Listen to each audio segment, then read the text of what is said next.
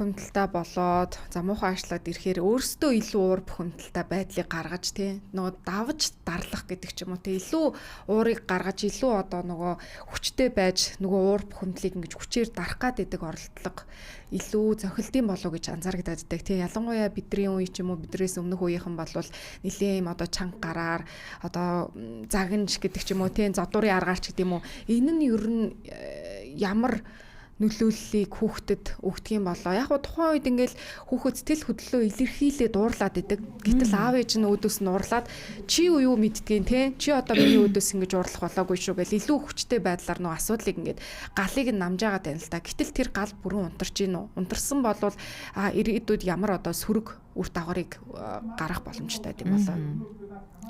За орчин цагийн сэтгэл судлалын эцэг те одоо яг би нөгөө нэг сэтгэл зүйч хүн гэдэг утгаараа жоохон нэр томьёо яриа л да тийм үстэй жоохон шинжлэх ухааны үстэй би одоо нөгөө үзэл бодол яриад иж болохгүй шүү те тэр хүн бол юу гэж үзсэн бэ гэл ерөөхдөө дарагдсан энэ сэтгэл хөдлөл мэдрэмжүүд устж өгдөггүй үгүй болдоггүй тэр одоо нөгөө нэг энергийн хууль шиг нэг хэлбэрээс нөгөө хэлбэр шилжээд ингээд оршин байгаад идгаа гэж үздэг аахгүй юу.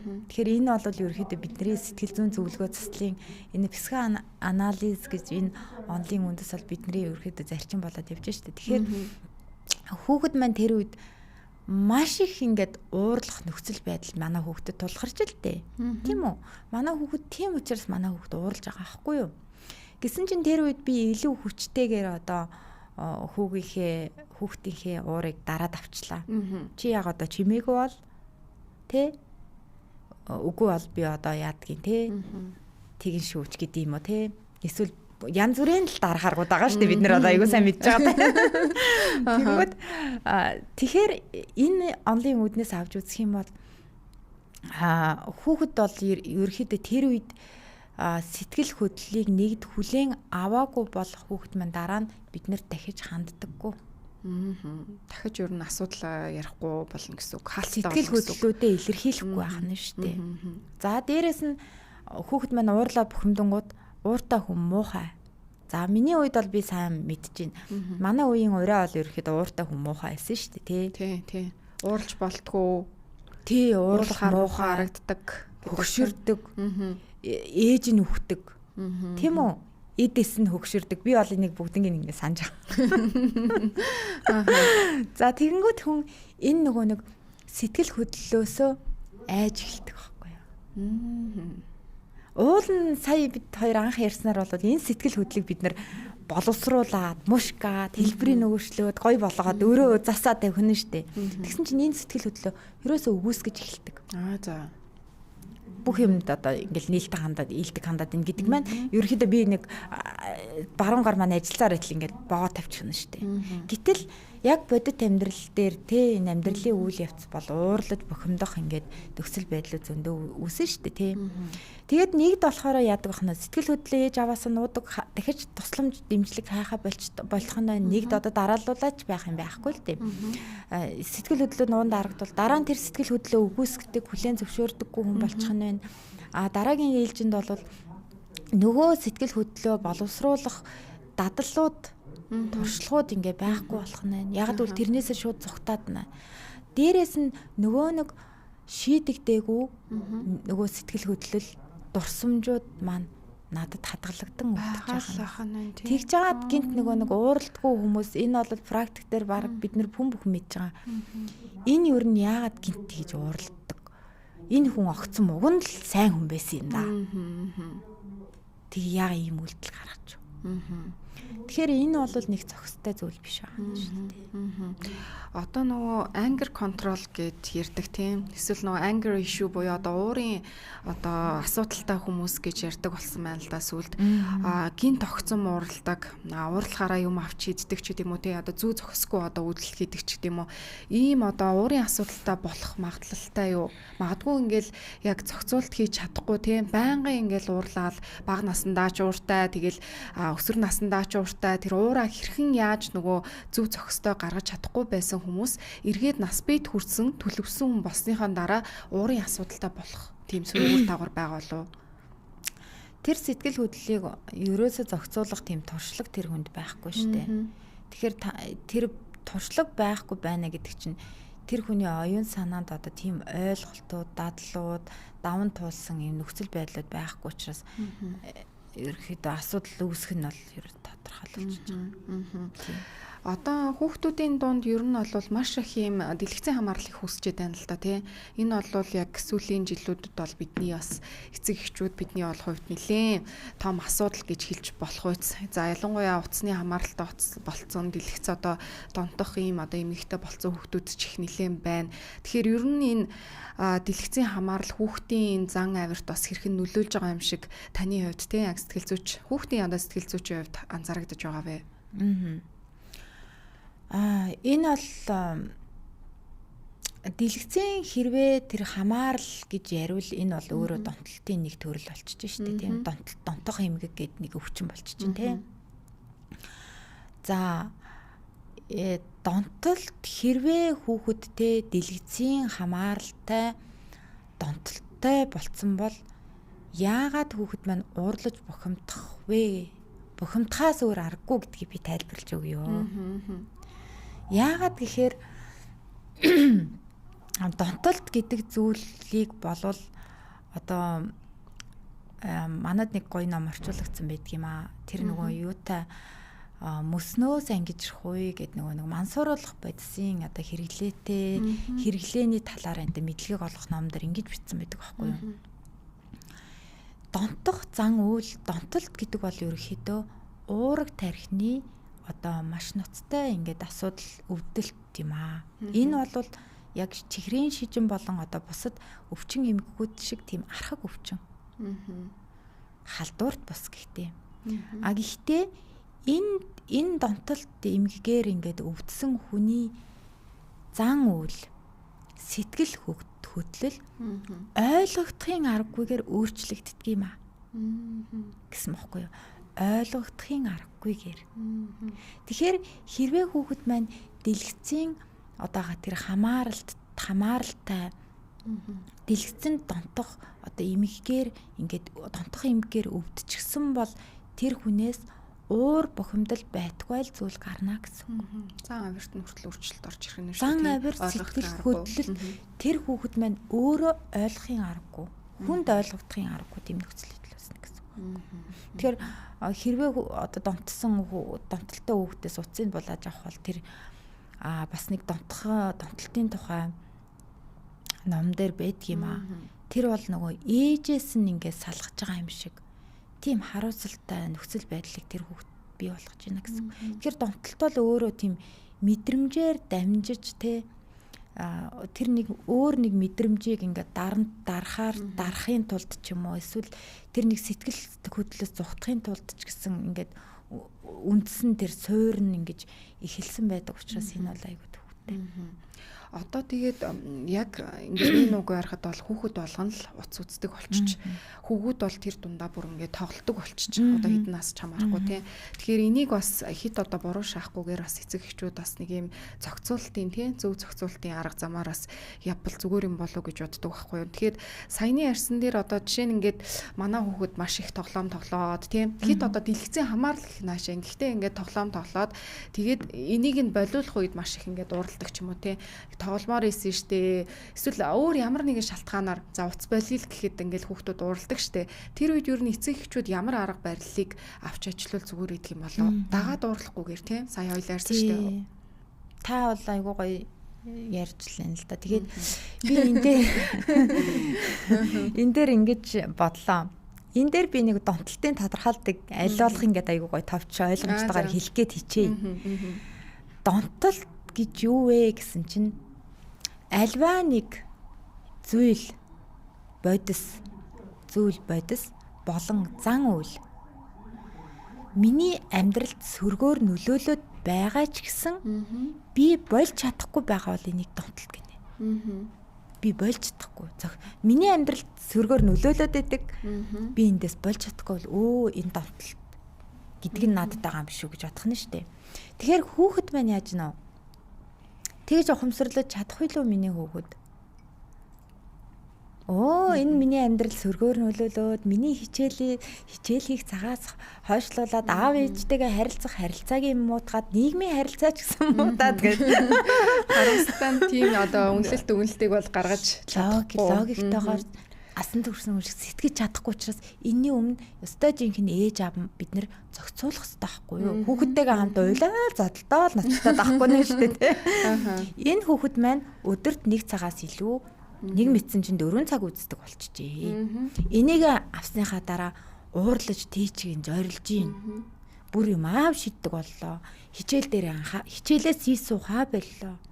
Эдгээр логиктой шийдвэр гаргалтыг бид нар хажуунаас нь ажиглаж хийж өгнө. Бүх насны хүүхдүүд дээр шүү. Бүх насны хүүхдүүд тэр хүүхэд миний асран хамгаалтанд байгаа. Бүх цаг үед бүх насны хүүхдүүд дээр энэ ажиглалтыг хийж тэр шийдвэрийг би гаргаж өгнө. Тийм шүү за. Тэгэхээр энэ зан үйлийг бид нар зохицуулж өгнө. За утаснаас өөрөөр, донтолтоос өөрөөр тийм юунаас болоод байгаа нь за ямар ч шалтгаан байж болно л да уур бухимдалгээ тий. Тэр үед ер нь эцэг эхчүүд ямар одоо арга барилаар хүүхдтэйгээ харьцуул зүгээр юм болоо. За би саяны асуултан дээр бас нэг дутуу хариулж. Та надад ингэж асуусан шүү дээ. Одоо хамтдаа цогтоо уурлахгүйгээр ямар арга зам хэрэгжилж өгөх вэ гэхээр тэгээд та бас ингэж хэлсэн тий. Одоо ингэж мэдээж энэ технологийн энэ 900-д бид нар энэ хэрэглүүлэхгүй байхаас өөр аргагүй нөхцөл байдал үүсэж байна шүү дээ гэтгсэн те. Энэ бол үнэн. Тэгэхээр энэ зохицуултыг одоо тэр хүүхдүүдийнхээ утасны хэрэглээг хянаад анзаараад ингэхдээ манайхан бас нэг юун дээр алдаад идэг вэ гэхээр хүүхдүүд нөгөө нас цаацсан ингээд ангиллууд яваад ирдэ штэ 5-аас 4-5 насны хүүхэд нэг 30-аас 40 минут байна гэд тэгээд идэг те. Тэгтэл энэ дээр юун дээр алдаж байгааг бол хүүхдийн нөгөө нэг оюуны болон энэ сэтгэл зүйн тийм ачаалал даах нөхцөл байдлууд нь өөр байдаг аахгүй юу. Одоо жишээлбэл манай хүүхэд 40 минут үзээд нэг ингээд үзчихэд ингээд цаг 40 цагийн хооронд үзчихэд зан ааш нь ядрахгүй уцаарлахгүй ингээд уцаа өгөөд ингээд ядрахгүй байдаг болвол одоо чимгээгийн хүүхэд 20 минут үзээл, тийчгинээл, уцаарлал, хүн сонсгоо болол ингээд эхэлдэг, тийм үү? Тэгэхээр энэ дээр хүүхдээ эцэг эхчүүд маань юу би хэлж өгөх гээд байгааг бол өөртөө анзаараа. Хэн нэгний үгээр биш. Ямар нэгэн томьёолоор мэдээж бид нар тэрүүгээр баримжаа аавна. Гэхдээ манай хүүхэд 4 цаг үзээд ядагчгүй мэ гэж яриул энэ бол болохгүй. Манай 4 настай хүүхэд 4 цаг үзээд ядагчгүй ядардаггүй штэ гэж бол болохгүй. Баримжаалаад тооцоолно. За, тооцоолоод цагийг нь тогтоож өгнө. Тогтоосны дараа хэдүүлээ энэ нөгөө нэг технологийн энэ 900-д бид нар эднэртэйгээ хамт дасан зохицож хамтдаа одоо хөгжиж амьдрж сурах хэрэгтэй учраас хүүхэдтэйгээ яриад, өөртөөгөө яриад тодорхой дэг журмыг бий болгоно. Дэг журмыг бий болгохдоо бид нар юун дээр алддаг байвал өдөр өөр нөхцөл байдлууд донд өөр зан гаргаад идэх байхгүй. За өнөөдөр би жоохон өөрөө ганцаараа ажиллах хэрэгтэй ангуудаа сунгаал, маргааш нь болсноо арай болиол, гинт аваал үгүй. Яагад гэвэл нөгөө хүний тархи чинь хизээ тийм аюулгүй тайван мэдрэмжийг авдаг байвал нөхцөл байдал тогтвортой тодорхой жигт байгаа үед. Тэгэхээр хүүхдэд бол тэр тодорхой жигт тийм тогтвортой нөхцөл дэг журмыг гаргачаад эцэг эхчүүд маань өөрсдөө мөрдөх шаардлагатай болдог. Яг үнэ. Би таны саяны ярьсантай бүр үнэхээр 100% санал нийлж байна. Юу гэдгийг эцэг эхийн одоо нэг юм сэтгэл санаараа нэг тайван те нэг сайхан ааштай байхдаа хүүхдтэй за чи одоо нэг уц үзчих гэдэг ч юм уу те эсвэл өөрөө нэг жоохон юм бухимдалтай ажлын одоо нэлээд мачаалтай гэр орон цэвэрлэгч гэдэг ямар нэгэн асуудал байгаа үед хүүхдээ уц үзхийг нь одоо бүрэн хориглдог ч юм уу те янз бүрийн өөрийнх нь тухайн үеийн сэтгэл хөдлөлөөсөө болоод хүүхдтэй хандж байгаа хандлага тавьж байгаа шаардлага нь хүртэл өөр байгаад идэг учраас нөгөө хүүхэд чинь бас юм төөрөгдөлт орж эхэлдэг юм шиг санагдлаа л та тий. Яг тодорхойгүй байдалд ороод ер нь хүн чинь өөрөө тодорхойгүй байдлаас олж маш их стрессдэг. Эргээд хүүхэд нь стресстэд ирэхээр бухимдаад ирэхээр чи яагаад байгаа юм гэдэг асуултыг тавьж эхэлдэг юм болов.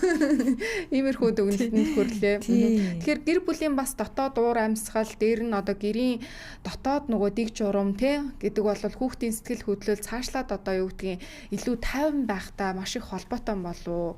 Энэ дээр та ямар үзэл бодолтой байдаг вэ? За энэ дээр нөгөө нэг гэр бүлийн сэтгэл судлалд нөгөө системийн онол гэдэг байхгүй юу? Тэнгүүд энэ онол дээр юу гэж үздэг вэ гэсэн чинь за гэр бүл бол бүхэлдээ нэг систем юм аа. Гэр бүлийн тэдгээр одоо гишүүдийн нэгнийх нь ингээд сэтгэл хөдлөл одоо зам байдал ингээд өөрчлөгдөх үед бусад гишүүдээ ингээд жигд байдлаар ингээд халдварлалтаа гэж үзэж байгаа байхгүй юу?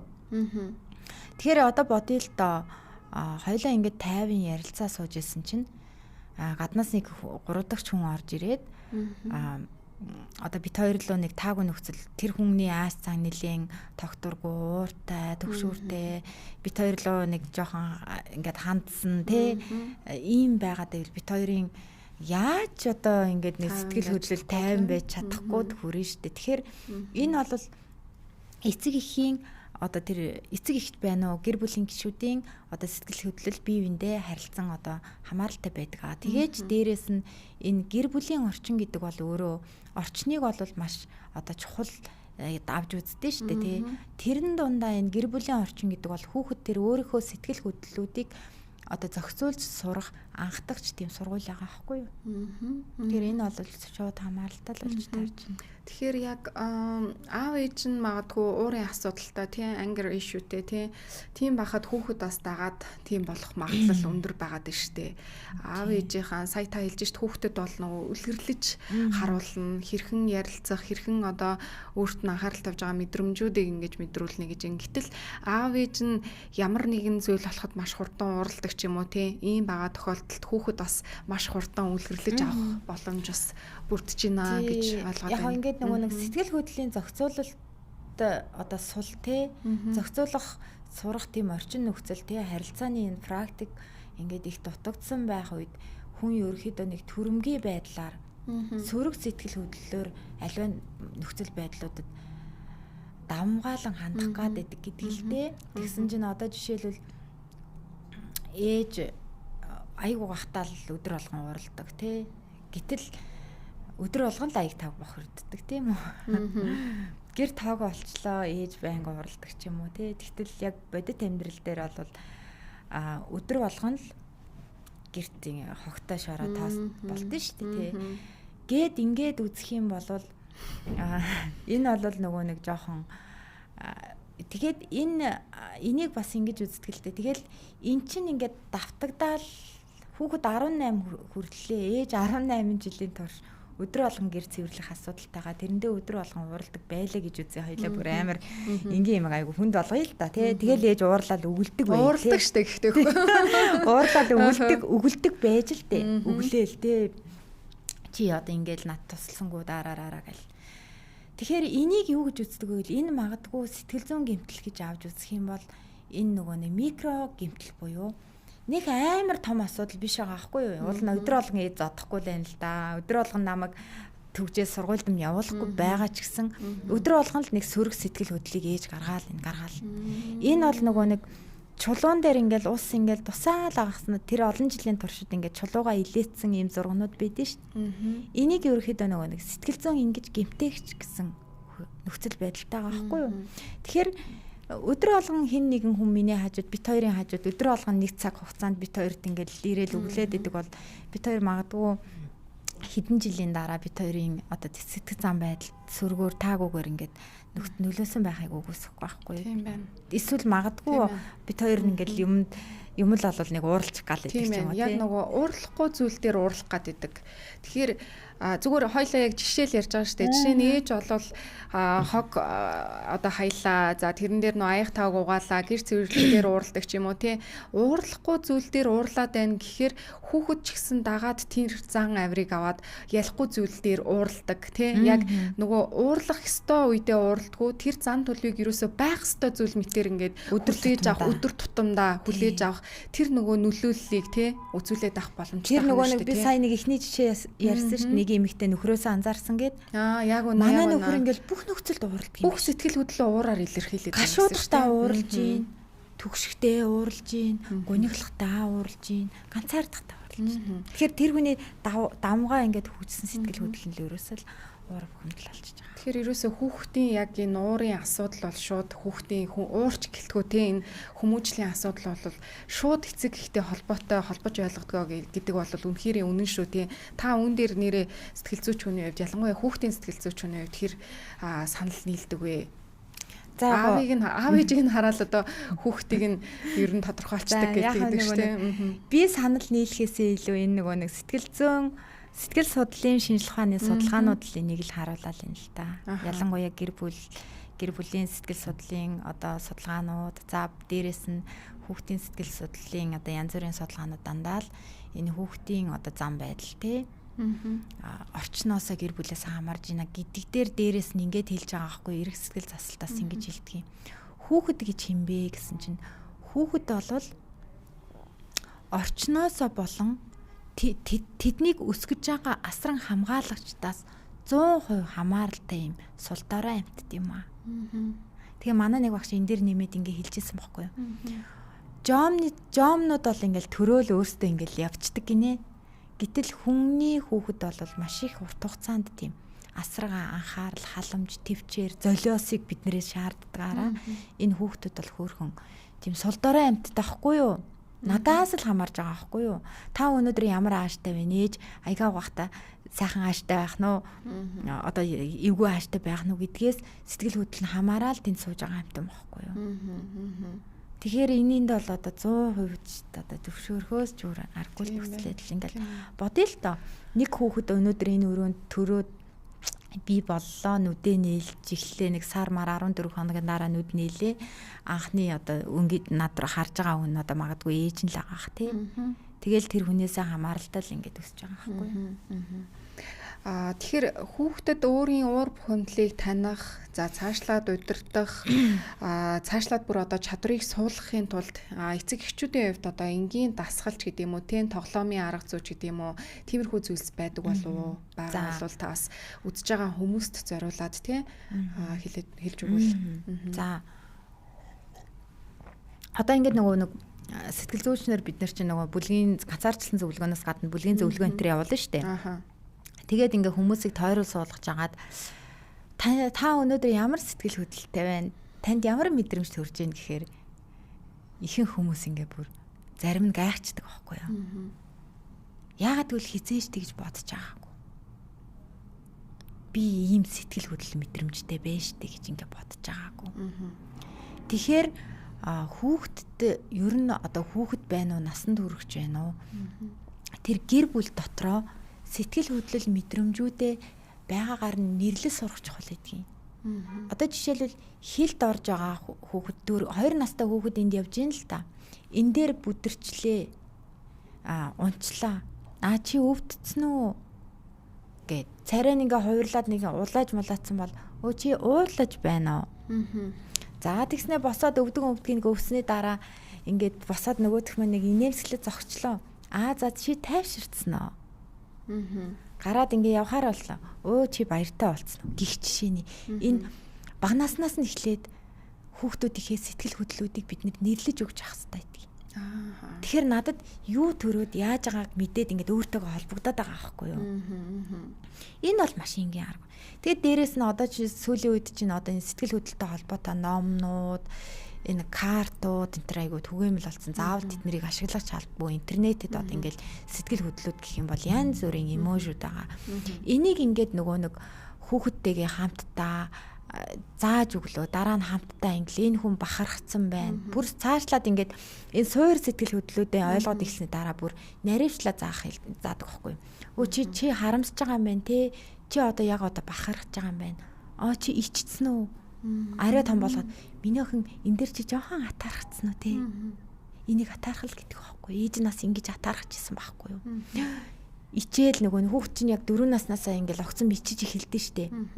их мэдрэмж тэр хүний хувьд бол айгүй шинэ. Миний хувьд бол айгүй хуучин. Би яагаад гэдэг айгүй хэцүү гэдэг ч юм уу. Тэгэхээр охиндоо чи ичсэн шүү. Тий надад байсан шүү гэдгийг хэлэх нь шүү дээ. Би бас чамшиг ийм зүйлийг туулж исэн шүү гэдэг. Тэгээд энэ сэтгэл хөдлөлүүдээс нь айлахгүй. Зөв. Энийний үр дүнд юу болж ийнэг вэ? Энэ хүний сэтгэл хөдлөл одоо бид нар нөгөө эмпати гэдэг чинь бусдын сэтгэл хөдлөлийг мэдэрч ойлгох чадвар хөгжинэ гэдэг чинь одоо ерөөсөө айгүй гоё зүйл ахгүй юу. Өөрийнхөө сэтгэл хөдлөлийг мэдэрч ойлгох сурсан хүн бусдын сэтгэл хөдлөлийг мэдэрч ойлгодог. Бусдын сэтгэл хөдлөлийг мэдэрч ойлгож байгаа хүн жишээлбэл харилцаан дээр яах вэ?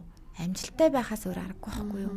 Тэр хүний харилцаа амжилттай байханд үр дүн чухал биш.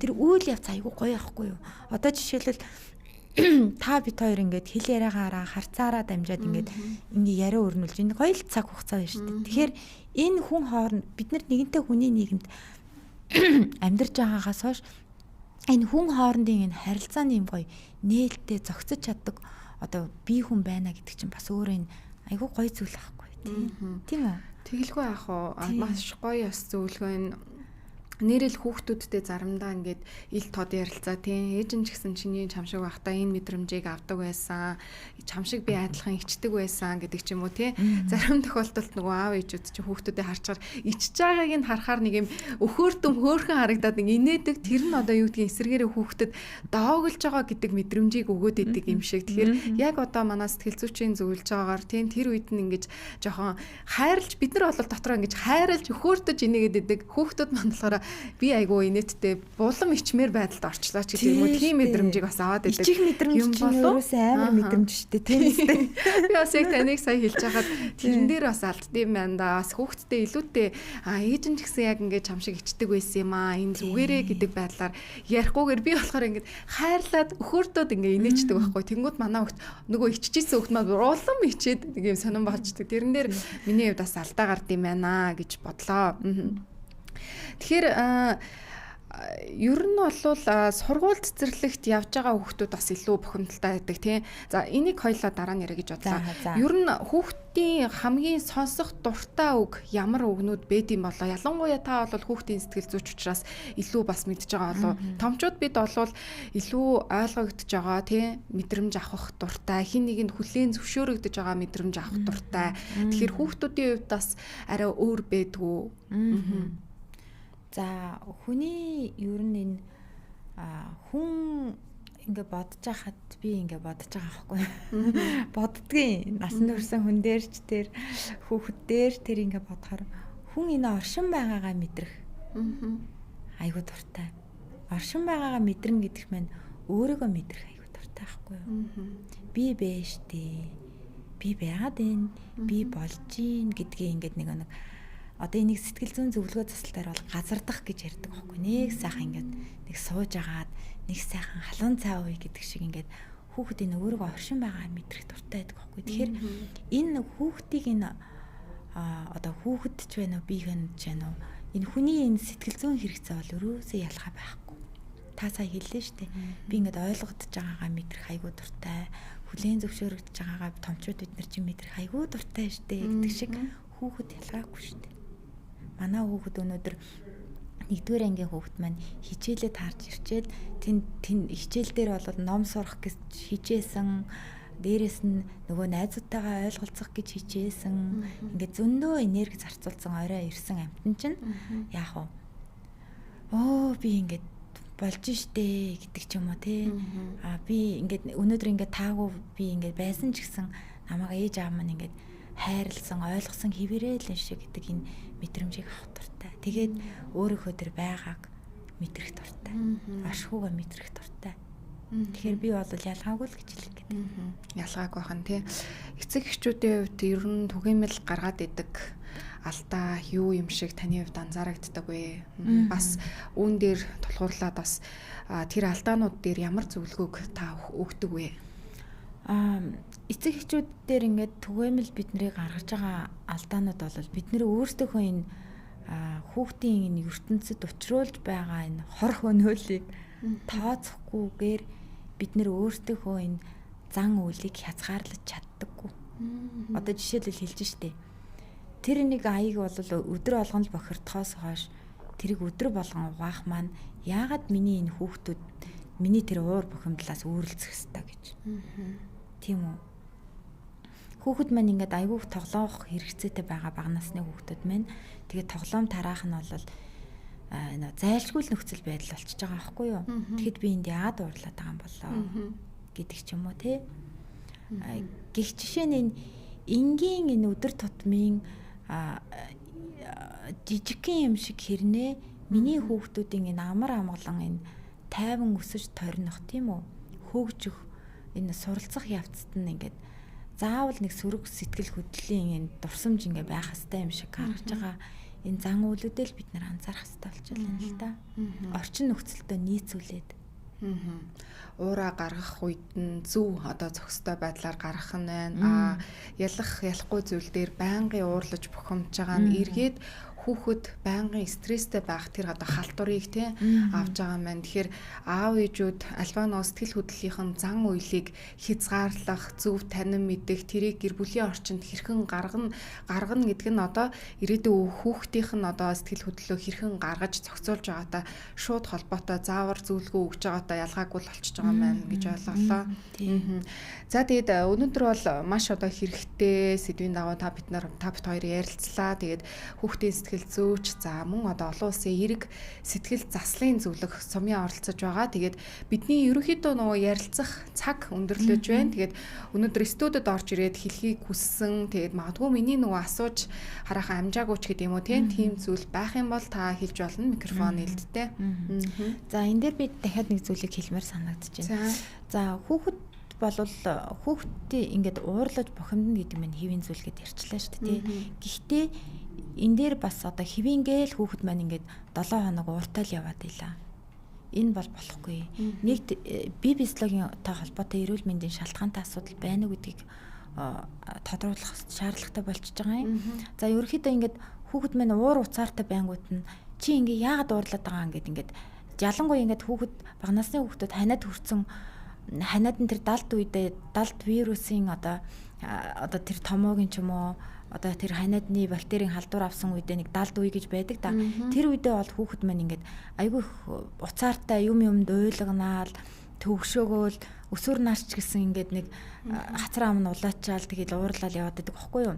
Тэгэхээр энэ одоо гаргаж байгаа энэ сэтгэл хөдлөлийн цаана ямар далд хэрэгцээ нөхцөл байдал нуугдаж байна гэдгийг заавал ойлгох хэрэгтэй болчдөг. Тэр хүүхдийн маань уур бухимдал 2-7 хоног үргэлжилнэ. 4-7 хоног үргэлжилжүүл энэ бол бүр сэтгэл зүйч дээр эмчтэр аваачих нөхцөл байдал болчихж байгаа байхгүй юу? Тэгэхээр бид нэр бол энэ сэтгэл хөдлөл маань бол тэр орчноос ирж байгаа тэр аюултай байдалд өөрийгөө хамгаалах тэр хариу үйлдэл юм бол миний хүүхдэд нэг орчноос болон гадаад болон дотоод орчноос нэг сөрөг зүйл болчоол тэгж байгаа болохоос биш хүн бол ерөөхдөө тэр уурлах дуртай амтан бол биш шүү дээ. Хүн чинь өөрөө тэр эерэг таатай сэтгэл хөдлөл дуртай татагддаг амтан байтал. Тэгэхээр энэ цаг мөчийг л бити алдаасал гэж хүсэж байна. Танаа хүүхэд хэдэн настай ч байж болно, уурлаж болно. Гэхдээ энэний цаана ямар далд хэрэгцээ шалтгаанууд байна гэдгийг өөртөө ингээд та тодруулаад эцэг эхчүүд маань гэрийн нөхцөлд энэ төр арга хэмжээ авдаг шүү дээ. Хөөх юм ярилцах уу, яах уу гэдэг. Тэгээ энэ хэмжээнд ингээд үр дүнч өгөхгүй байх юм бол дараагийн шатны ингээд тусламжуудыг авах хэрэгтэй. Үгүй бол энэ нөхцөл байдал удаашрах юм бол ингээд асуудлууд үүсч эхэлдэг байхгүй юу? Сэтгэл зан үйлийн ингээд асуудлууд үүсэх эрсдэлтэй бас хүүхдүүд маань янз бүрийн сөрөг шийдвэрүүд те нөхцөл байдлуудыг үүсгэх нөхцөлж үүсч болно тийм. Дараагийн шатууд гэхээр ерөнхийдөө бол сэтгэл зүйчэд хандах нь зөв гэж тайлж байна. Тий. Одоо ямар одоо биеийн холбоотой зовёроо байвал эмчтэй хандах нь, сэтгэл зүйн холбоотой асуудал байвал сэтгэл зүйчтэй хандах нь байна. Эсвэл өөр одоо хүүхдэд маань өөр материалыг хэрэгцээ байсан бол одоо тэрийг шийдэж өгье. Эсвэл аав одоо муухай үг хэлээ гомдоцсон байсан бол тэрний хавчрыг олъё тий. Ямар ч байсан нөгөө өглөөргийг нь л олох шаардлагатай байх нь энэ нөхөр одоо ийм удаан хугацаанд яг юунаас олж уурлаад байна. За үнэхээр биеийн физиологийн хувьд юу гэдгийг өвдөөд ах юм бол эмчэд хандъя. За шаардлага хэрэгцээ байх юм бол ярилцъя гэдэг ч юм уу. Үнэхээр сэтгэл зүйн асуудал тухайн хүүхдэд бидний шийдвэрлэж чадахгүй энгийн хүмүүсийн олж чадахгүй ийм асуудал байх юм бол яг мэрэгжлийн хүн дээр нь очиод заавар зөвлөгөөг аваач ил гэсэн зүйлийг ярьж байна. Аха. Тий, тусламжийн үйлчилгээг аль болох боломжит хувилбараас хайгаарай гэж хэлэх гэдэг юм. За ойлголоо, маш хэрэгтэй мэдээллийг өглөө. Таны хувьд одоо цаг зав гаргаа ирж бидний нэвтрүүлэгт одоо орсонд маш их баярлалаа. Тэгэд өнөөдөр бол хүүхдийн уур бухимдлыг хэрхэн зөвөр удирдах, за цаашлаад гэр бүлийн уур амьсгал, хүүхдийн зан төлөвт хэрхэн нөлөөлдөг талаар хүүхдийн сэтгэл зүйч Сумьяатай ярилцлаа. Түүний хувьд бол олон улсын эерэг сэтгэл заслын зөвлөгөөр ажилладаг ийм хүн байгаа. За тэгээд таны ирээдүйн ажил үстэнд өндөр амжилт хүсье. За маш их баярлалаа. За баярлалаа үзэгчдээ. Өнөөдрийн сэтгэл зүйн болон буюу дотоод ертөнц болон маань өндөрлөж байна. Дараагийн 7 хоногийн мигмар гарагтай иргэд уулзтлаа. Түр баяртай.